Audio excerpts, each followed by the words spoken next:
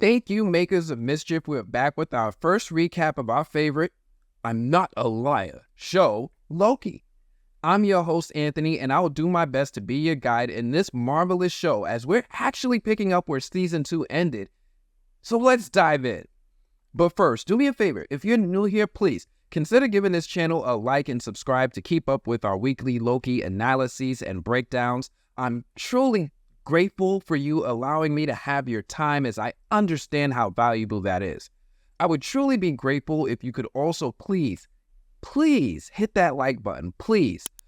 YouTube still uses this to help smaller channels like me to grow even in 2023. Please like, subscribe, enable notifications so you're able to watch these videos right after they're published every Thursday in order to work with us to try to figure out the mystery of Loki Season 2. I really appreciate it. Thank you. The episode opens with a lovely little recap reminding me of all the little details my inferior brain has forgotten about the first season of Loki, showing us that we're picking up from that incredible cliffhanger ending of Season 1, with the god of mischief back in the TVA, having returned from the end of time with his variant Sylvie, after she did the unspeakable and ended He Who Remains, unleashing an unknown terror in his variants upon the time stream.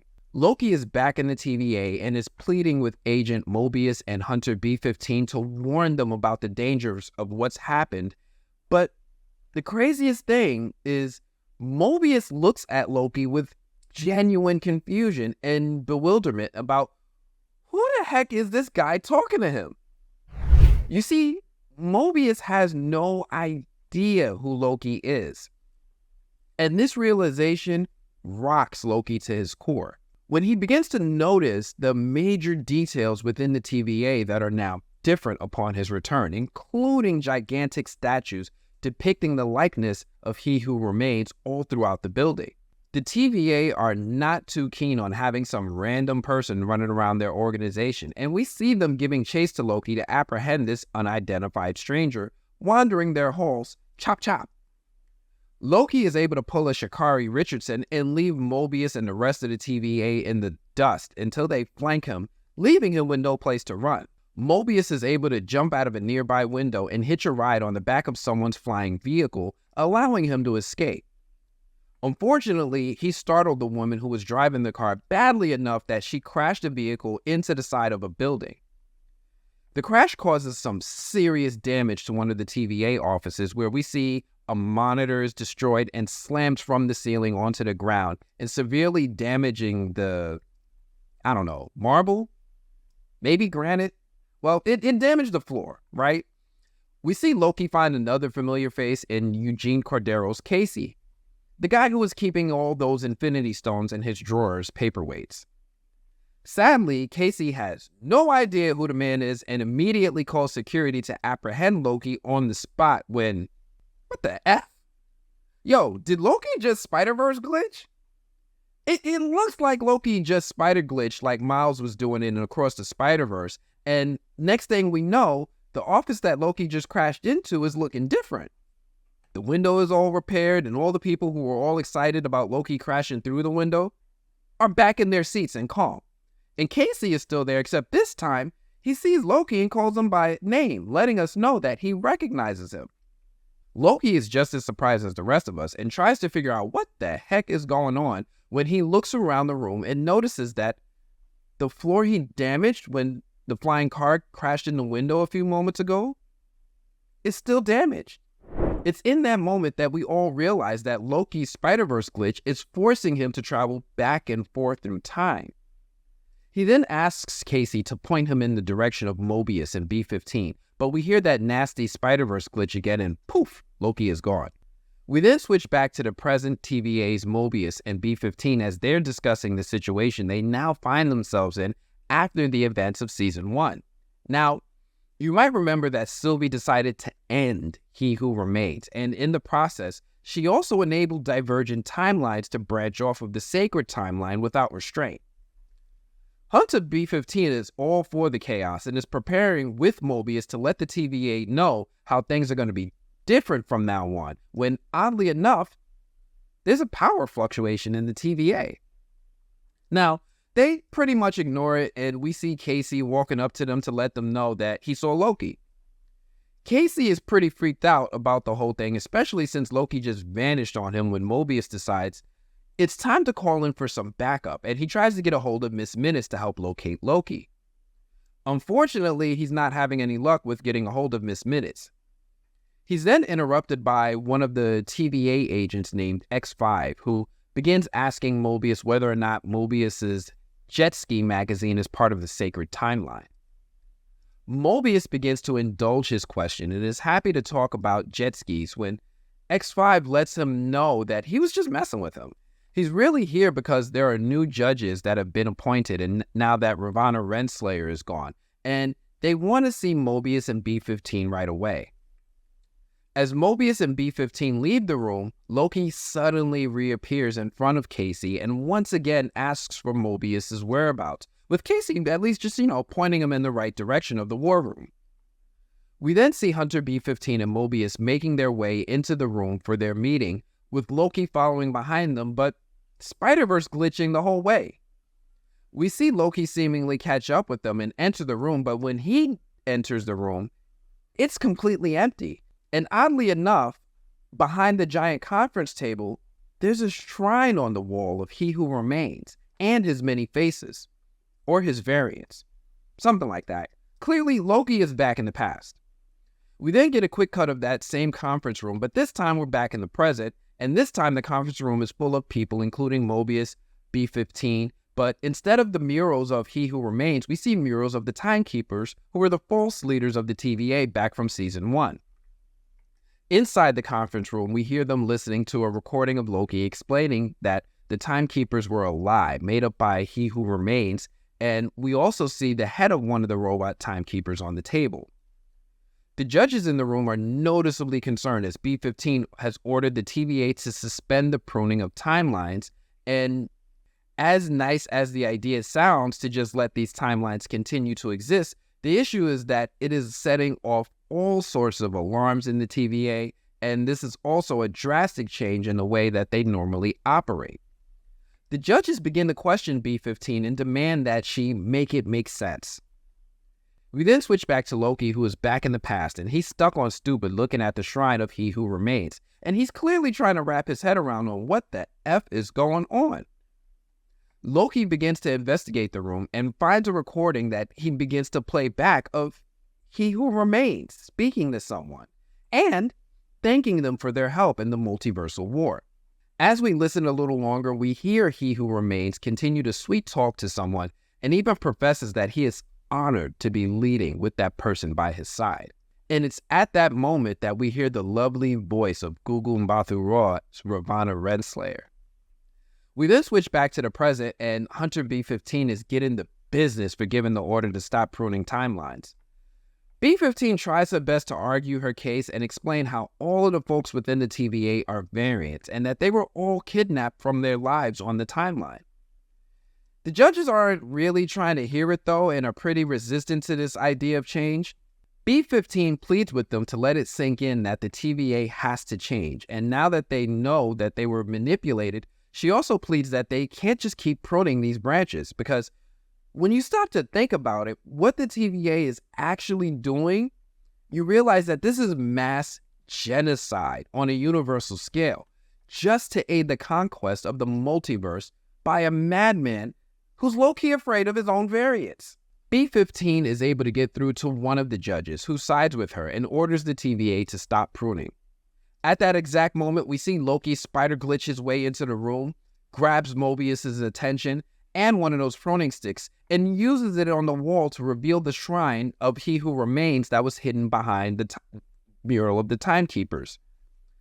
Everyone is shocked as Loki frantically tries to explain about the threat of He Who Remains and how Sylvie took solving that problem into her own hands. Loki is absolutely in a state of shock, and Mobius tries to defuse the situation by escorting him out of the room.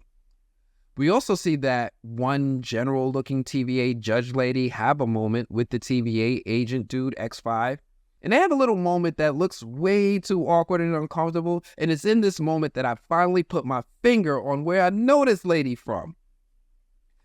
That's the Lady of the Veil from Game of Thrones. Real quick, Lady Arryn was the Lady of the Veil that you might remember from Game of Thrones. She was the sister of Catelyn Stark and was also that woman who was breastfeeding her son straight through to adulthood and had a thing for Littlefinger and pushing people out of her sky door in the floor. We get what seems to be a little wink and nod to that character when she intimately touches foreheads with X5 to the surprise and freaking out of me and B15. They talk a bit about how they need to find out what happened at the end of time, and she orders X5 to find Sylvie. We then switch back to Loki and Mobius, with Loki frantically trying to explain what it was that happened and the consequences of Sylvie's actions. Loki explains to Mobius that the threat of the variants of He Who Remains are out there, and also how Loki wasn't able to prevent Sylvie from taking out He Who Remains. He also explains how He Who Remains wiped the memories of Mobius and the other TVA agents in order to hide his identity from everyone and maintain the status quo of the sacred timeline. Mobius and Loki then talk about how Loki is traveling back and forth between the past and present, with Loki's Spider-Verse glitching again with Mobius in plain view of it, and we're all weirded out by it, like all of us. Loki then tells Mobius that Miss Minutes can't be trusted, and she was with He Who Remains at the end of time. Loki spider glitches again, and Mobius is beyond disgusted by the whole and decided to take Loki to another section of the TVA in order to address this issue of Loki's spider glitching. If only to help save Marvel budget and my stomach. Somebody's got to do something about this. They reach a room seemingly in the basement of the TVA where they are greeted by... Is that the dude from the Goonies? And Everything Everywhere All at Once? Nice. He welcomes Mobius and Loki to the research and analysis department and is delighted to see Mobius again. Only problem is that Mobius clearly has no idea who this guy is. He introduces himself as Ouroboros, or just OB for short.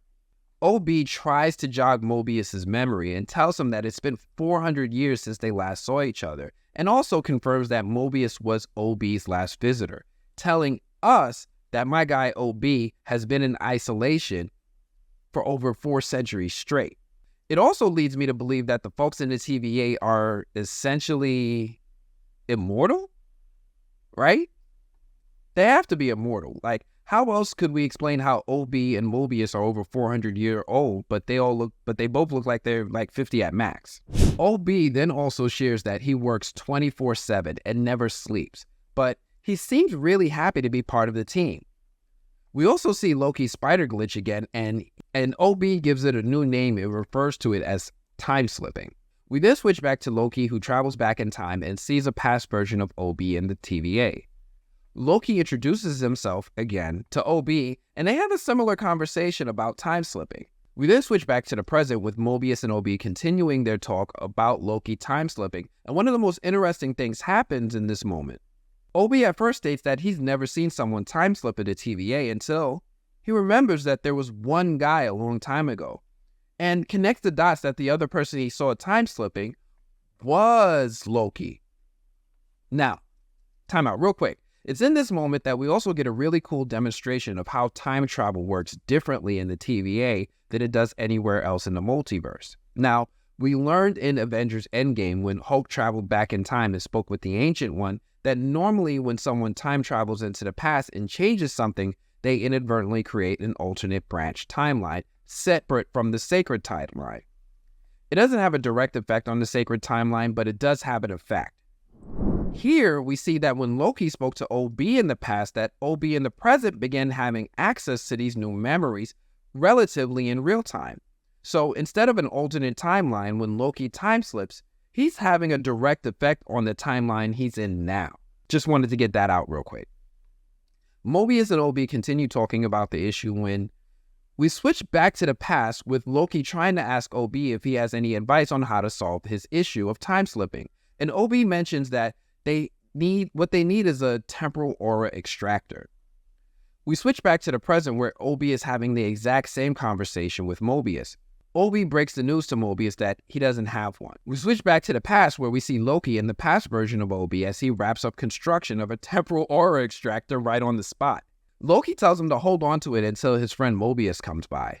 We switch back to the present Obi, who just finished explaining to Mobius that he didn't have a temporal aura extractor until he now remembers that he actually does have one and pulls one right from behind his counter. He then explains to Mobius that they need to get to the temporal loom to use the device, and they have to do it quickly, or the person hooking up the device will have their skin peeled off of them. Yikes. Obi also explains that by doing this, Loki will violently rip himself from all of time and space, essentially pruning himself from the timeline.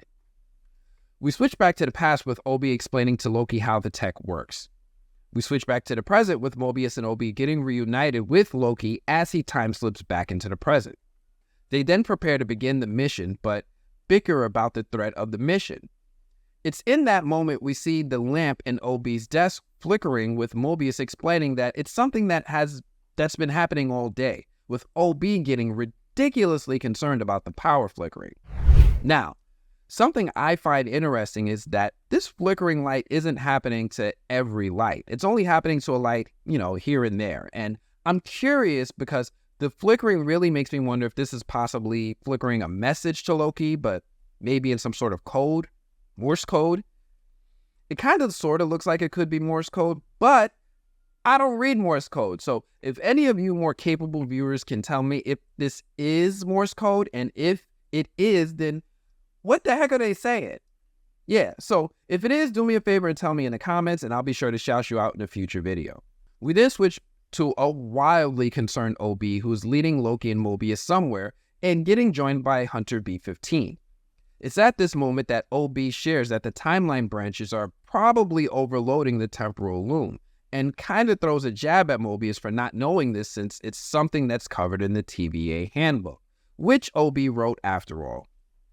The building is falling apart around them, but they approach their destination.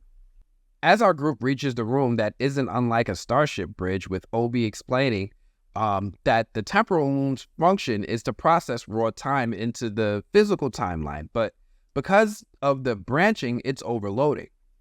Obi also takes a moment to explain that Miss Minutes used to take care of this room, so he hasn't been here in a while. Obi then explains the plan and how Mobius will go outside to help Loki's time slipping, and Loki has to purge himself after Mobius does his part. We then hear that Dox, the Lady of the Veil, is raiding the armory. Loki time slips again, but this time instead of the past, he travels to the future.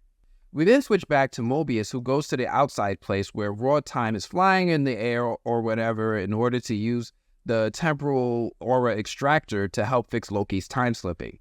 Loki starts exploring the future and seems to be looking for another time stick to prune himself. While in the future, we also get a look at a monitor that shows that whenever Loki is in the future, the issue with the branching timelines isn't getting any better. It's actually getting worse. We then switch back to see that Mobius is still working on getting the temporal aura extractor hooked up to fix Loki's time slipping. We then switch back to the future with Loki seemingly running out of time. We then switch back to the present where we see that Obi and Mobius are running out of time. We then switched back to Loki in the future, who is following the sound of a ringing telephone. We switch back to the present to see that Mobius is out of time, and Obi presses the button to close the blast doors. Mobius ain't happy as he doesn't seem to want to give up on Loki, but he starts trying to make his way back inside the TVA before the doors close. Obi realizes that at this pace, Mobius is not going to make it. We then switch back to the future where Loki is a little bit in shock as he's studying his surroundings as the TVA is falling apart around him. And then we see the return of Sylvie. Sylvie! She's making her way out of like an elevator that seems to be not functioning properly and says to Loki, "Oh, there you are." And wait, what? What she mean there you are? Like she's been part of this adventure the whole time. What? Loki is very surprised to see her, but it's in this moment we see Loki get pruned with a time stick from behind. And that did not come out the way that I thought it would when I wrote this. We then switch back to the present with Mobius moving slower than a new driver on a highway. He's not going to make it. And it's in this moment that as he's about to all the way die out here, we see the emergence of Loki come flying at Mobius and shoving them both inside the TVA before the blast doors close. The one thing Loki says to Mobius isn't, "Are you okay?" It's, "We need to find Sylvie." We then switch to Hunter B-15 as she still has her own mission to handle these TVA agents who are raiding the armory. We see that the TVA soldiers are carrying a crap ton of weapons and disappearing into a time door, with B-15 in shock and disbelief that these agents are packing all this firepower for little old Sylvie. And then, end credits. But that's not all, because in typical Marvel fashion, there's a mid-credit scene that appears, and we see Sylvie emerge from a time door, presumably right after she takes out He Who Remains, and interestingly enough, she finds herself in Broxton, Oklahoma in the year 1982. Now, I know this place because Broxton, Oklahoma, in the comics, is the home of New Asgard. Yep, Thor moves Asgard to Midgard, Earth, temporarily after some major comics event when the Avengers took on Norman Osborn and Dark Avengers and the Century. It's a whole thing. Anyway, Sylvie is here and finds herself inside She's in a McDonald's! She's in a McDonald's, and she wants to try everything. The guy behind the counter offers her their new chicken McNuggets. Wait, the McNuggets were new in 1982? And Sylvie seems pleased as it's not rat or squirrel, and the food is definitely already dead before she eats it, and for real this time. End credits. Now, I have to admit that this was a pretty decent episode, with this episode picking up right where the last episode left off. Now, I was kind of expecting to see some, Jonathan Majors in this episode, especially after the scene at the end of Ant-Man 3, but I guess we'll get to that in time. Again, this was a pretty good way to set up the overall arc of the season, with the loom being overloaded and Loki confirming that whenever the future happens, that Sylvie will be there, and so will this increasingly bad issue with the loom being overloaded. I like how this episode is expanding on the TVA and explaining a bit more about how He Who Remains maintain control of the TVA and why they have no idea who he is. We also see what happened to Sylvie after taking out He Who Remains, and they even include a neat little Easter egg by using the location of Broxton, Oklahoma from the comics. But what did you all think of this episode? Was Loki as good as it was last season for you? What do you think it will take to find Sylvie? And will B-15 get in front of that hit squad that was marching through the time door to take her out? Let me know what you think in the comments, but that's all I have for this one. Look, if you're new here to this channel, do me a favor, go ahead, hit that like button and subscribe. This way you can keep up with every breakdown that we do throughout Season 2, and join our squad as we deep dive and break down all the clues. Otherwise, I'm going to have to check you all later. Peace.